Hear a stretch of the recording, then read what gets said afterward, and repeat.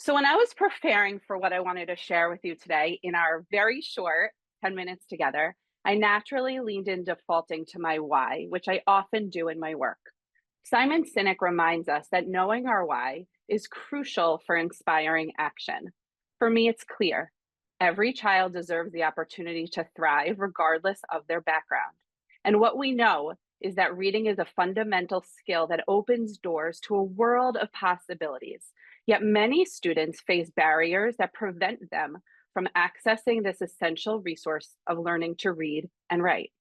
But my why is not just about supporting my own child, especially since I've been in education for 20 years and Jackson is just 5. But my why is about advocating for equitable access to literacy for all. Imagine the impact we can have when every child, like Jackson, has the support and resources they need to thrive as readers. My son, who is in kindergarten, is just beginning to learn how to read and write, and it fills me with hope and excitement. But it also highlights a crucial truth. Every child deserves equal access to the tools and support they need to become confident literacy scholars. And sadly, not every child receives what they deserve. My hope is that you being in this room and choosing to devote the next hour shows that we are, in fact, together, united around this shared purpose, dismantling barriers and creating inclusive environments where every child can, in fact, access the tools and support they need to achieve their literacy goals. Together, we can ensure that access to literacy is a right and not a privilege for all our students. Teaching students to read is a fundamental human right and a social justice issue. Literacy is the foundation of empowerment and opportunity. Without it, we limit student access to knowledge and their potential to fully engage in society. This challenge goes beyond individual classrooms and highlights systemic inequities in our educational systems.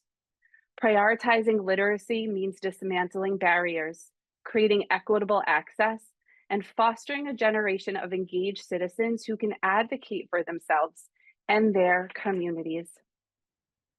Think about it. Without the ability to read fluently and accurately, you're starting the race far behind the starting line. Equity and literacy are deeply interconnected. Ensuring equity in literacy education means providing all students, regardless of their background or circumstances, with the opportunities and support they need to develop strong literacy skills. I have been involved in equity work for as long as I can remember, both as a pre-service educator throughout my entire educational career and in all aspects of my personal life. I was reminded of Lamar.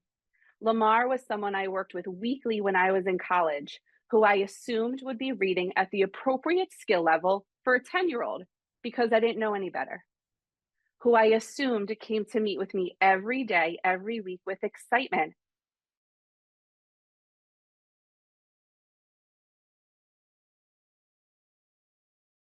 Yet I I tapped into my intrinsic motivation to connect with humans, and I started to build a trusting relationship with him. Lamar was a reluctant learner. He came to me with more trauma than I could ever understand, not only as a college student, but as a privileged white college student. I might not have been able to fully understand Lamar, but I was able to connect with him, listen to him, and build trust with him. Trust enough that I was able to assess Lamar and uncover that his reading skill level was that of a 5-year-old. And what we know is that a 10-year-old, which Lamar was, is often a fifth grader. And for that, Lamar, his ropes on his strand were loose, unraveled. There was no connection between his language comprehension, his word recognition, and his skilled reading was not strong enough yet. So already, and most likely since he started doing school, Lamar was starting way behind the starting line. He never received the explicit and systematic instruction that he needed to thrive as a literacy scholar. And who knows, maybe he never trusted his teachers or the system, and he trusted me just one day a week for a period of time. Joannie, a former student of mine, came from a household where she was the youngest of 3. The unique story about Joanie is that both her parents were alumni of the district, and that they shared that they never received support in reading because there were no programs available for them like that. However, they did share that they struggled with reading and writing throughout the entirety of their school career. Although Joanie was raised in a Spanish-speaking household, she did not receive any E&L services. I supported Joanie from the time she was in kindergarten to almost fourth grade, utilizing my own homegrown phonics program because I knew it was the right thing to teach kids how to read. Joanie did not have the same trauma as my friend Lamar, nor did she have the reluctance to learn or the lack of resources to learning.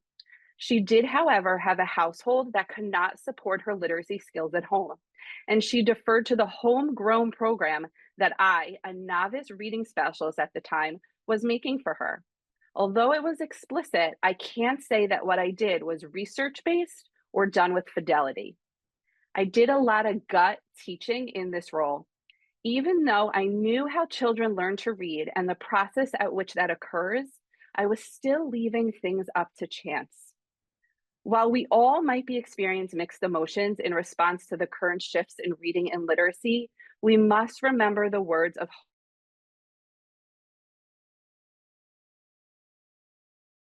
and we need to collectively commit to this work. Our commitment to this work starts in places like today, where we are coming together, enhancing our knowledge in hopes of advancing literacy work in our districts and regions.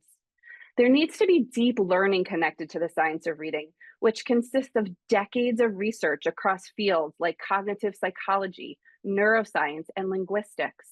Reading is not a natural process. It requires explicit instruction and practice. And unlike spoken language, which we acquire naturally, reading involves decoding symbols and letters into sounds and understanding their meaning, which is a very complex cognitive task. The gist of this, the more you read and practice early literacy skills, the stronger and more efficient your neural pathways become, enhancing your ability to read over time. So each time you read, the brain activates specific neural circuits. Repeated exposures to words and concepts strengthen these neural pathways, and that makes reading more efficient. The Big Six literacy skills, as identified by New York State, are essential components of literacy instruction. They focus on the foundational skills necessary for both reading and writing to happen reciprocally. The irony of the Big Six is that structured literacy talks about the importance of explicit versus incidental literacy teaching. Yet there's a huge incidental piece here that I argue is one of the biggest equity issues when it comes to our literacy work, and it's missing from the list above. And that is knowledge building, but more specifically, background knowledge. And there's research that confirms this. It reminds us that the more you know about something, the easier it is to understand it and comprehend it. Knowledge helps readers better organize new material, develop strong inferences, and make more efficient use of their working memory, which then frees up brain power for other cognitive tasks. Even more fascinating is that comprehension isn't just supported by knowledge in specific cases or around specific passages, but it appears to correlate with students' general knowledge about the world around them. At least this exists for younger readers. In that sense, the more kids read, the more knowledge they build. And the more knowledge they build, the easier it is for kids to read. However, there are big differences in children's comprehension based on the knowledge they bring to their learning every day. Research reminds us that students from low socioeconomic backgrounds lack in their comprehension skills as a result of their knowledge base, and that middle-income students might have more access to experiences. Therefore, they could build more background knowledge because of the enrichment opportunities that they are offered.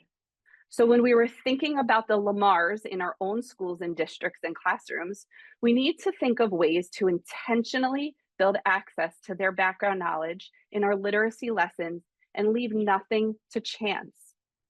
One effective approach to fostering inclusivity and engagement in our classrooms is by offering a wide array of diverse texts across all grade levels and genres. These texts should provide students not only with opportunities to see themselves reflected in the stories they read, but also to immerse themselves in the rich and varied experiences of others around them.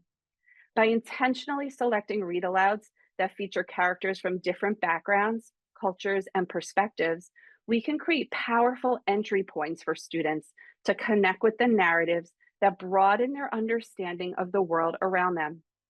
Incorporating stories that show diverse voices can spark meaningful discussions about identity, empathy, and social issues. This not only enriches students' reading experience, but it also helps them develop critical thinking skills as they explore themes and perspectives that are different from their own. Moreover, when students engage with texts that mirror their own lives, they build a sense of belonging and validation in the classroom spaces they occupy every day. This can significantly enhance their motivation to learn. Ultimately, curating a library of diverse literature and selecting intentional read alouds create a more inclusive classroom. If I can travel back in time and share a crucial lesson with my novice educator self, it would be this: visit the library and intentionally select books that reflect the diverse experiences of our students. Lamar was let down by the educational system long before he stepped into my world, and I wanted to fix it all as fast as I could. He was hesitant to engage with learning, and I was attempting to connect with him through an instructional approach that felt worlds apart from his reality. I mistakenly thought I could teach him to sprint in reading without first helping him find his footing. The truth is, Lamar was starting far behind the starting line. Instead of rushing to phonics drills, I needed to focus on building his confidence and creating a learning environment where he could see himself reflected in the stories around him. Our job as educators isn't just to deliver content. It's to nurture a sense of belonging and trust by fostering a safe space where students feel valued and recognized as learners, where they are encouraged to make mistakes, and where they're empowered to be their authentic self. Let's remember that for so many of our students, the path to learning involves crawling way before they can sprint. Together, we can lay a foundation of support that empowers them to thrive. Literacy is about more than just words on a page. It's about creating opportunities, fostering equity, and advocating for the rights of every scholar to thrive. By recognizing this vital connection, we could unite in our efforts to ensure that all children have the chance to learn, grow, and succeed through the power of literacy. And as we are reminded by Maya Angelou, we will continue to do the best we can with our literacy efforts. However, we now know better, and therefore we need to do better for the Lamars of the future. Thank you.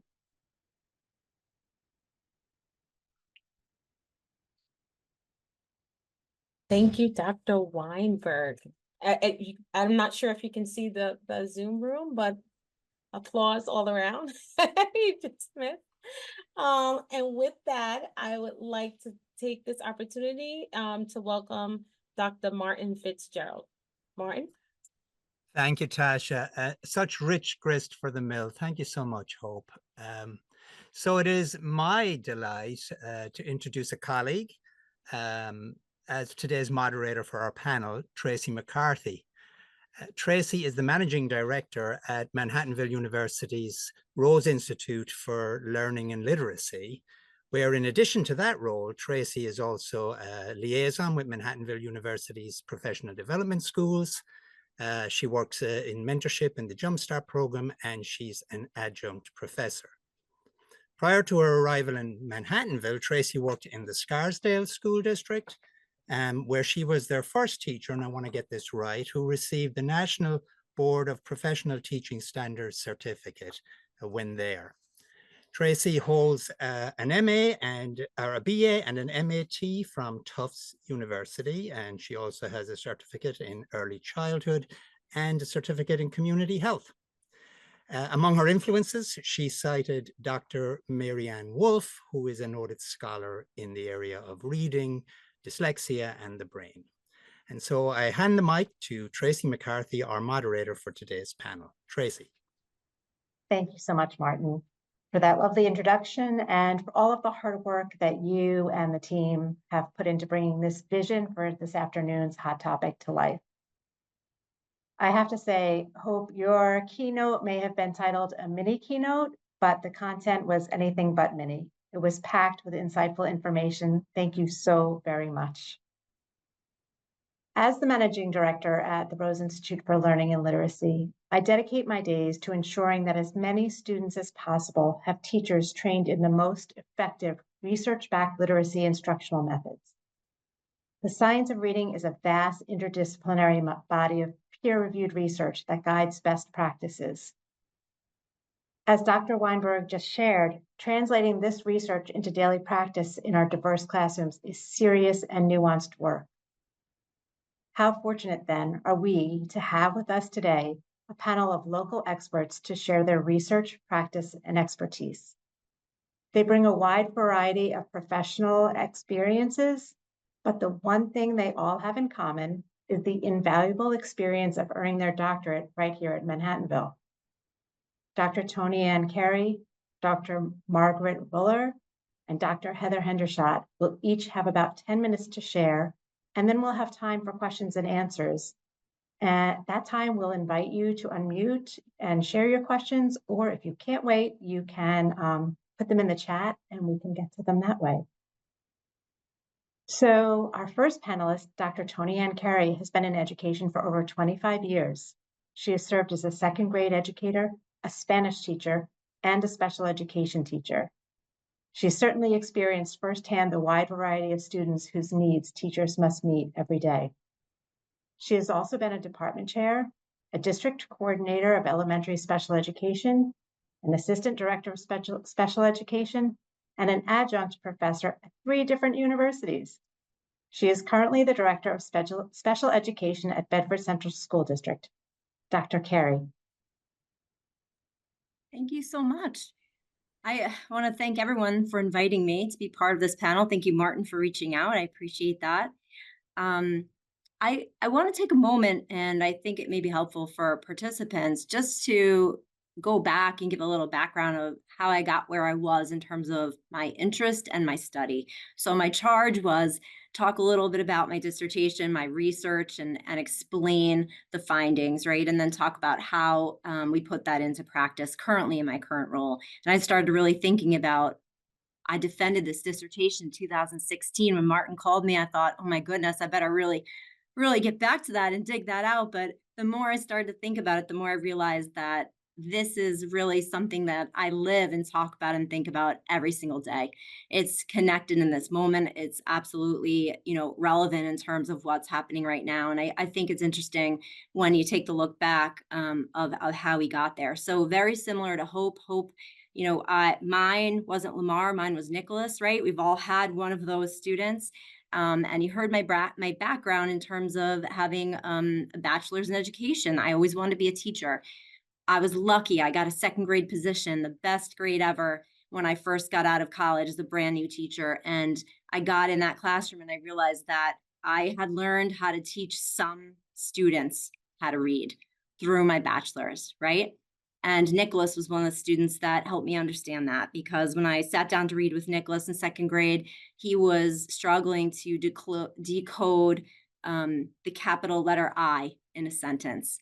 And that was like a very striking moment for me, right? To say, oh, wow, okay, I don't necessarily know how to teach all students. So I went back and I did the master's in special education. I did it in reading. I had some other experiences. And then I realized at that point that I now knew how to teach most of the students that I would see in front of me, right?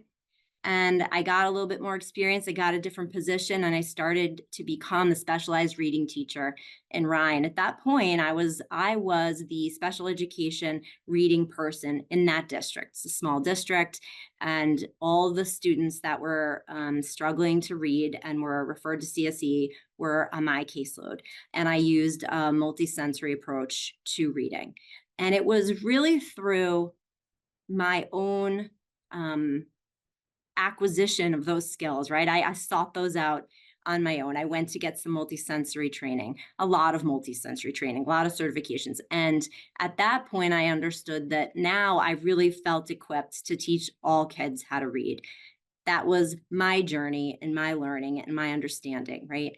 And so it was at that point where I signed up to be part of this doctoral program. And when we started to talk about research and what would my dissertation be about, it was sort of a no-brainer, right?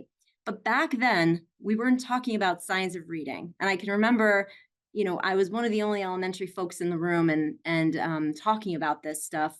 And certainly the science of reading was out there. The research, the body of research, which is what science of reading is, right? It was out there.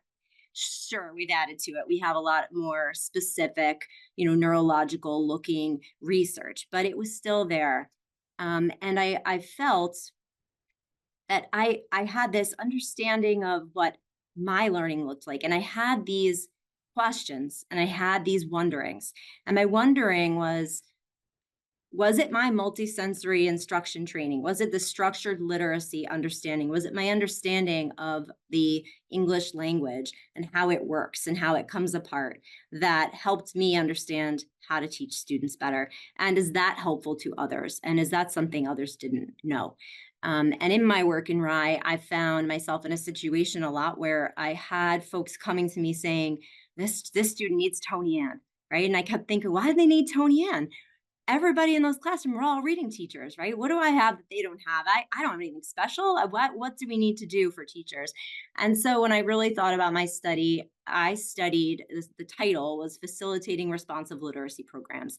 And it was a study of the relationship between multisensory training of elementary teachers and the self-efficacy they felt to teach reading. So in plain terms, right, I was looking at, was I kind of right?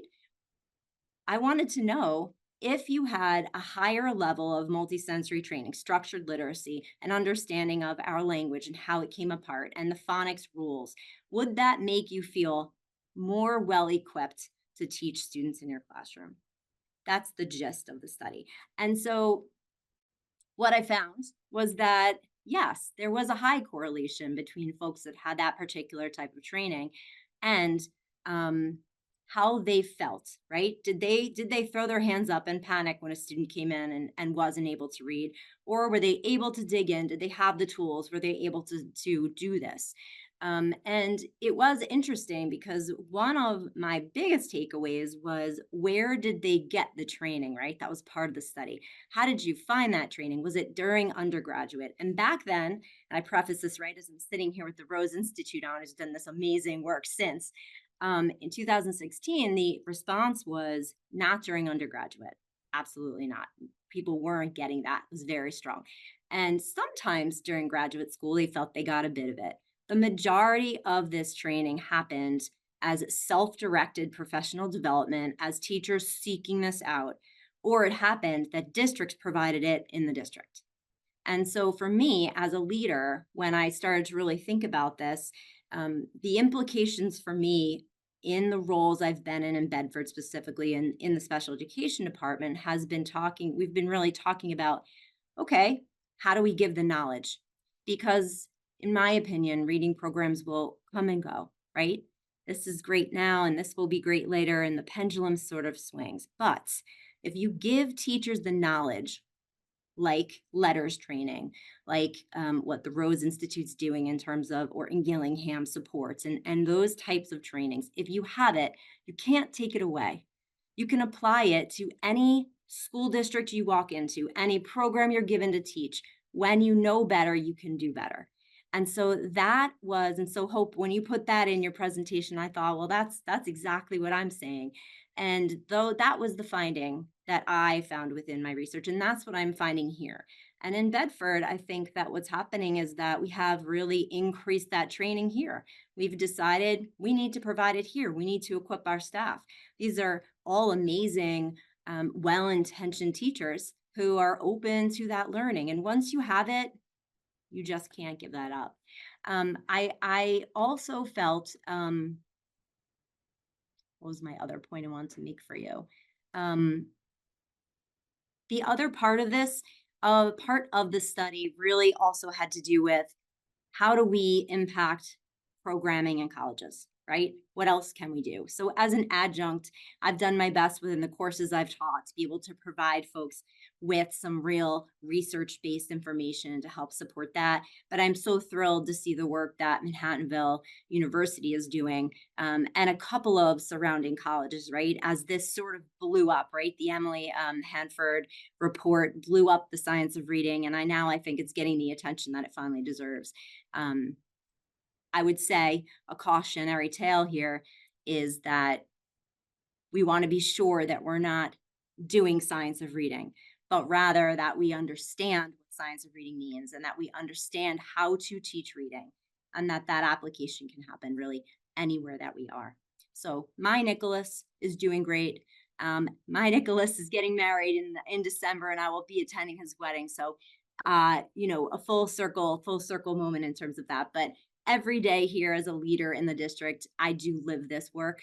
And so thank you, Martin, for inviting me and allowing me to circle back to that and realize that's where we still live. Thank you so much, Tony Ann. Yes, that impact that we as teachers have on our students stays with them, right? And so I'm not surprised at all to hear you've been invited to his wedding. That's just wonderful. It's also, thinking about what you're talking about, it's no surprise today to hear that teachers trained in structured literacy are more confident about their ability to teach students to read. But your research was so far ahead of its time 10 years ago. And so as we fast forward to where we are today, and we hear so much about the science of reading, I have the honor of welcoming Dr. Margaret Ruller. With 30 years in education, she has taught pre-K, kindergarten, and 4th grade. Must have been quite a transition. She has also been an elementary assistant principal and principal, an English language arts and social studies supervisor, and a curriculum director at 2 different districts. She is currently the executive director of curriculum and instruction at Henrik Hudson Central School District. Dr. Ruller will speak with us about the current conversation around reading instruction and what she is seeing in classrooms. Hi, everybody. Thank you so much for welcoming me. I have to say that Tony Ann's story resonated with me because I too felt when I was in the classroom that I wasn't as well prepared as I would have wished to meet the needs of my students. I also had 2 fabulous experiences in my very beginning years as a teacher. I taught in a district with a lot of 10-book kids as opposed to 1,000-book kids. And I also recognized that early on that I had to go out and find training for myself. I had 1 reading methods course in my pre-service work that wasn't nearly enough to prepare me for the needs of the kids that I would encounter over the next 12 years of teaching. So for me, my dissertation was about what is central to me, that the teacher in the room is the most important influence on learning. I think Tony Ann said, and I believe this also, that reading programs come and go, that nothing ever will address the needs of every student in your room.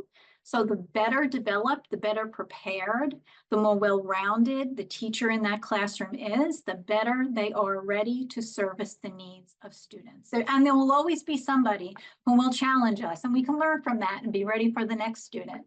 So my work was focused on the impact of teacher leadership in a change initiative. And in the district where I did my doctoral research, we were going through a literacy change in that school district.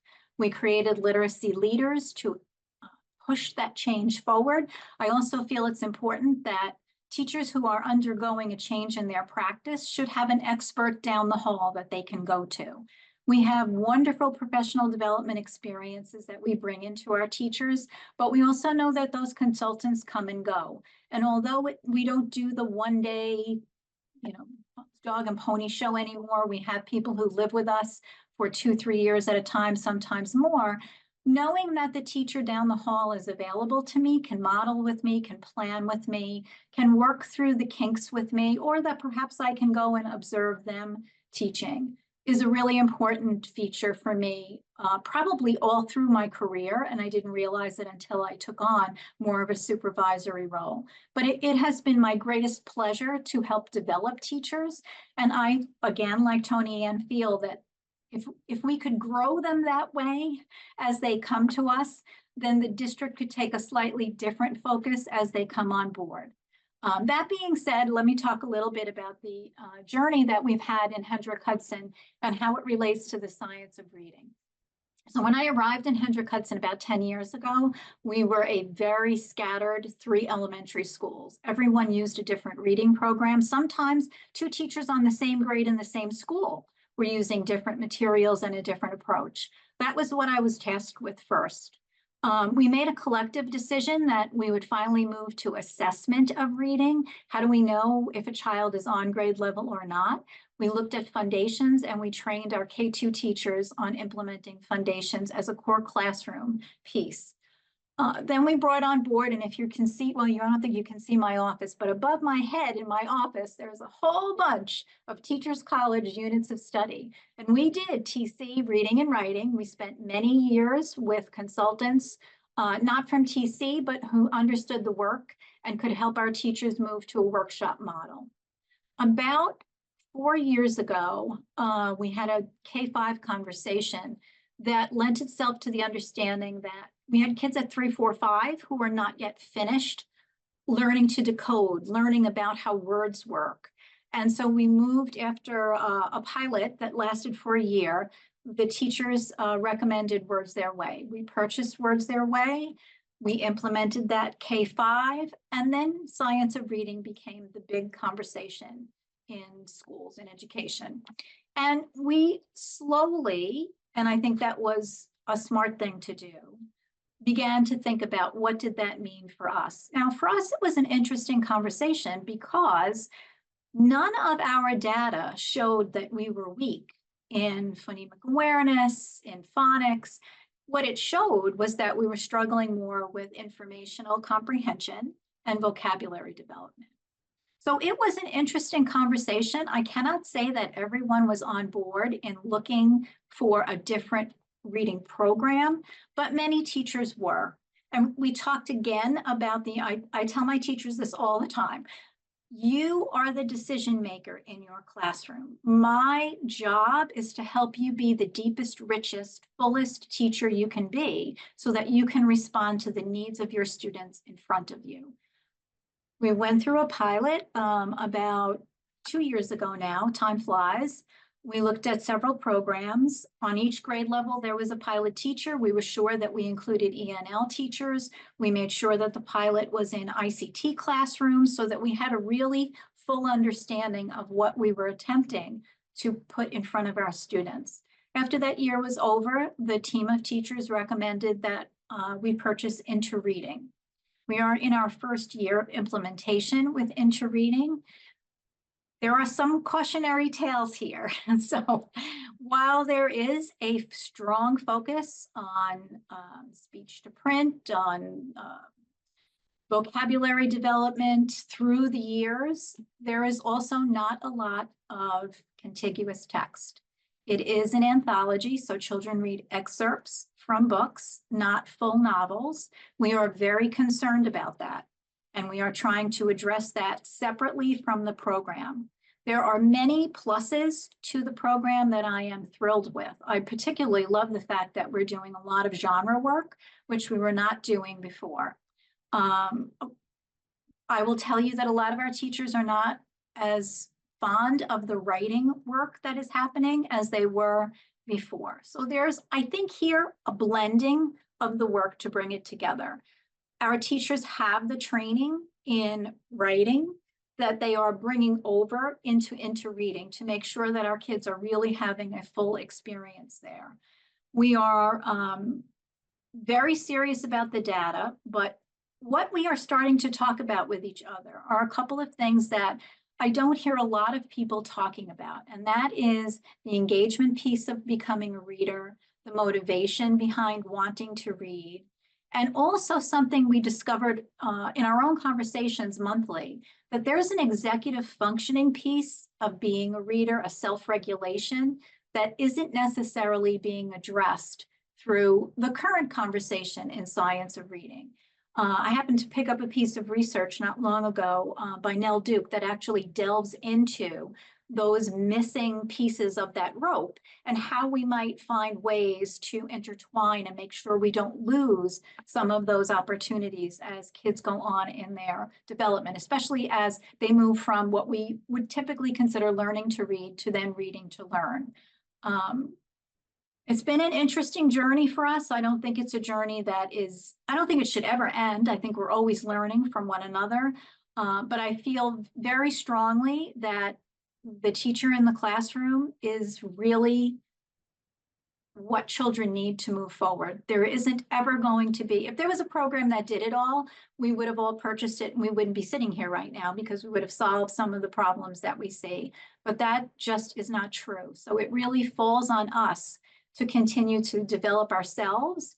And if you're in a position such as mine, to continue to develop teachers, to bring them experiences that will help them understand some of the struggles that our kids are facing. We all, I think, can say that post-pandemic, we faced a whole new set of struggles, and we're still working our way through that, I would say K-12.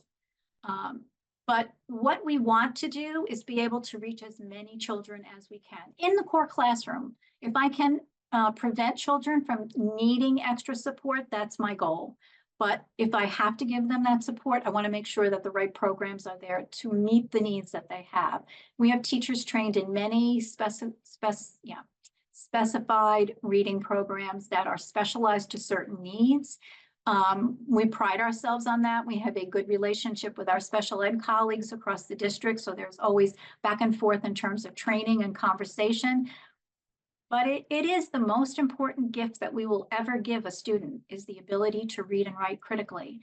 And that has to remain central in all the work we do, even across content.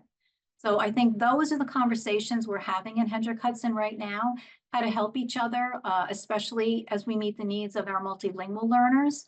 That is a new challenge for many districts, and we are struggling with that. So we are reaching out for help from people who have done tremendous amount of research in that field and have worked with multilingual learners to help us understand how to meet those needs. So I think if we could all always see ourselves as continuous learners, we bring then a better experience for our students and our colleagues every day in our classrooms. And that really is what matters most to me. Thank you for inviting me today. It was a pleasure. Thank you so much, Dr. Roller, for sharing these insights on your district's journey with literacy instruction. And as you explained so eloquently, it is a continuous work to improve our process of teaching. It is. Finally, I have the honor of welcoming Dr. Heather Hendershot, who will review some of her research and share what she believes are some of the next steps to improve student outcomes. Dr. Hendershot has been in education for 27 years. She currently serves as a board member of the New York Council of Administrators for Special Education and as the director of Pupil Personnel Services for the Goshen Central School District, where she oversees programs and services for students with disabilities. As she so eloquently says, her passion is identifying and remediating students with reading disabilities. Thank you, Dr. Hendershot, for sharing both your research and your insights. Thank you. I'm just going to share my screen. Let's see what we have here.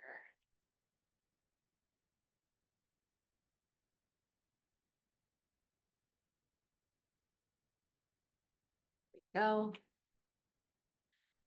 So I first want to start off by saying, thank you to my colleagues who spoke before me for sparking my why. I was a second and fourth grade teacher, general education teacher. prior to going into school administration. And I found that I had a lot of students whose needs I really struggled to meet because the needs were so significant, which is why I went into special education and then moved forward into school administration. So I do appreciate that, because I think sometimes we lose sight of that when we get caught up in the day-to-day things that go on. It's a pleasure to be here today with everyone. I started my thoughts about my dissertation topic in 2021. And part of the reason for my study was I was finding there were a high number of referrals to special education, specifically a real significant gap in phonemic awareness skills, poor performance on the New York State assessments, and then of course, COVID hit. So within the study, I focused on the first of the 5 pillars of early literacy and reading instruction identified by the National Reading Panel, which is phonemic awareness. And I had hypothesized that students would show gains in phonemic awareness skills when they completed a prescribed protocol in the Fast Forward reading program, and that students who participated in the program would make significantly greater gains in phonemic awareness skills than those students who were receiving traditional instruction in a Tier 2 AIS model. Just a little background on what the Fast Forward program is. It was one of the first cognitive neurotherapeutic interventions to change the brain. It utilizes neuroplasticity training to improve language literacy and other academic skills, and it targets the 5 pillars of literacy development: phonemic awareness, vocabulary, phonics, comprehension, and fluency. And it uses interactive exercises to rewire the brain and train the brain to process speech sounds accurately and efficiently, which in turn helps students improve their memory, attention, auditory processing, and sequencing, which are all key cognitive skills for learning. Using the Fast Forward reading program and the prescribed protocol and their built-in assessment, the reading progress indicator, the pre and post-test assessments found that students had shifted from the pre-test score within the 25th percentile in reading, moving to a little bit over the 50th percentile after participating in the prescribed protocol. Additionally, students made an on average gain of 5 months of growth with only participating in the program 21 days. The results showed that the participation in a prescribed protocol had elicited a statistically significant change in their grade equivalents on the pre-test and post-test. But that assessment was using the Fast Forward assessment. So I didn't want to rely solely on those results. So I then also used some district-based assessments as well as standardized assessments to really tease out whether or not this was an effective reading program. So using the Woodcock Reading Mastery 3rd edition, I had given a pre and post test to my samples. And the results showed that there was at least a standard deviation of movement within the bars. And in all areas, students moved from either the low average or low range to the average range. When I compared the results of the sample that was in the Fast Forward group to those that received the traditional instruction, the students who participated in the Fast Forward sample group demonstrated more growth in phonological awareness skills using the Fast Forward program than those that participated in a conventional instructional model group that used a traditional method of instruction. So what I found through my research was that the Fast Forward program was effective in addressing phonemic awareness skills. It provided visual and sound effects to indicate positive or negative responses, therefore providing immediate feedback to the children who participated in the groups. The feedback allowed students to maximize their time on task in each skill activity by limiting distractions or interruptions, and they were able to progress through the program at their own pace and level. And the research results suggested that students might be more apt to participate when they receive individual feedback rather than remaining passive during small group instruction. So therefore, the educators can use this approach as it is efficient, motivating, and responsive, but it's not meant to replace direct instruction within the classroom. It's meant to supplement direct instruction where students might need that extra support or that support with what is happening in the classroom to move them on to the next level. What's interesting, we fast forward, no pun intended, to where we are now to where we were back when I initially did my study. I had utilized the results from the NAEP, and at that time it was the 2019 scores. And when the study was done again in 2022, the scores declined across all regions of the country, which was fascinating to me. And the percentage of students in New York State who performed at or above the proficient level was only 30%. So we're seeing at a national level that only 30 states and jurisdictions, they scored lower. 22 states had no significant changes in their scores. So there's a real calling for looking at what can we do to address students' needs. Particularly, we look at the amount of students who are being classified with specific learning disabilities, specifically dyslexia. We're finding that in 21-22, about a third of the students receiving services had a specific learning disability, such as dyslexia. The International Dyslexia Association reports that 15 to 20% of the population has a language-based learning disability, which equates to about 1 in 5 students. Additionally, what we're finding is that students who have significant reading disabilities, the dropout rate is significantly increasing. But what I think was a common thread in what everybody had said today is that reading does not come organically. And so therefore, students need more explicit instruction that is a part of the science of reading.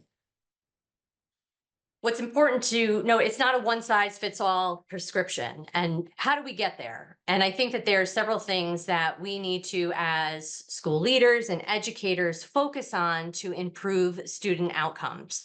Sound literacy programs, they need to be vested in attention to speaking, listening, reading, writing to improve student outcomes.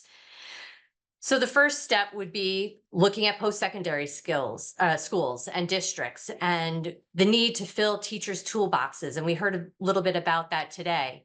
Here's what an literacy instruction block can look like based on what we know from the science of reading. Here's a way that you can organize your reading and writing, speaking and listening. And here's resources that you can access to break it down in concrete ways, grade by grade. We really need to review how we are teaching teachers to teach. It's all about the instruction as well. Districts need to utilize programs and methodologies that address the pillars of literacy development. And with that, we need to focus on fidelity. It's not just about having the programs, but ensuring that they are implemented with fidelity. The teachers need consistent professional development in the science of learning.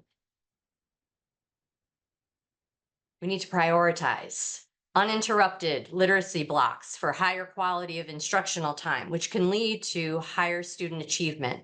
We need to ensure that students are provided with ample practice and opportunities to apply the skills within connected text while progress monitoring and collecting data. There needs to be that integration of reading into the disciplinary areas.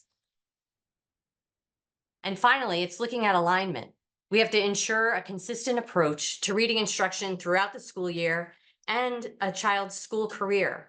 And in order to effectively implement the science of reading in a way that maximizes instructional time, schools will need a rigorous and coherent curriculum within and across grade levels that will systematically ensure foundational skills are sufficiently developed. There needs to be that vertical grade to grade and horizontal within grade alignment of the curriculum that also allows for differentiation of instruction responsive to what the students' needs are. So in hearing what everybody was talking about today, I really truly believe that we are at a pivotal point where we need to really determine how we are going to address the needs that we're seeing for students, how we are going to implement programs and services with fidelity so that we can achieve student outcomes and prepare students for their post-secondary lives. Thank you so much, Heather. I really appreciated the fact that not only did you share research and strategies, but you talked about it from the bigger perspective that teachers need not only this knowledge and this training, but they need the time and the logistics put in place to be able to practice what they've learned, to implement it with fidelity, to coordinate these efforts both horizontally and vertically. Thank you. So now I'd like to open it up to questions from all of you. So please feel free to ask our panelists anything related to their presentations or the science of reading in general. Feel free to share something that really spoke to you and something that you are either struggling with or have found success with.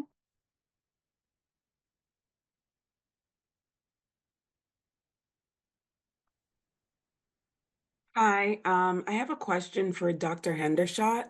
I just wondered whether or not you looked at the data you showed was from 2019 to 2022, whether or not you looked at how COVID may have impacted that data. I don't know if you can speak to that.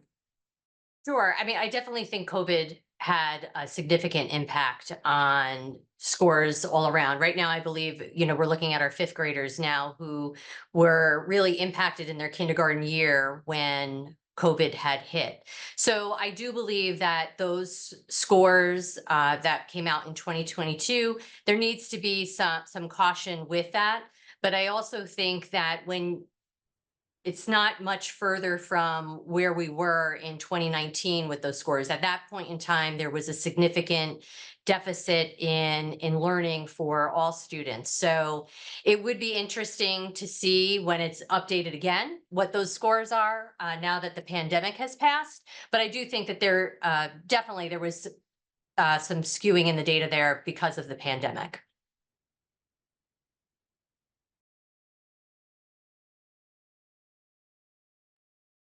Thank you.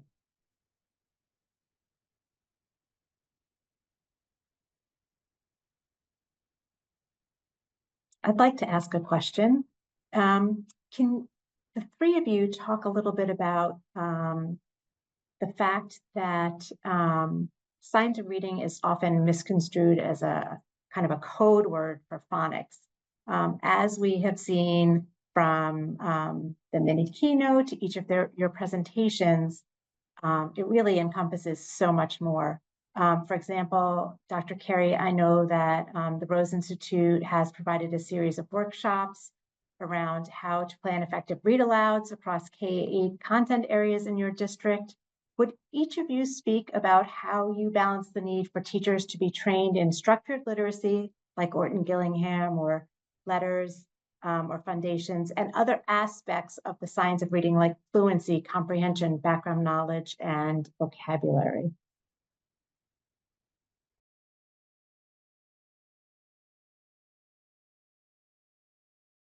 So I can start. I think for us, it's about balance. I think that what we identified early on was that the gap in understanding and knowledge at that moment in terms of science of reading was in structured literacy, was in phonics, was in that area.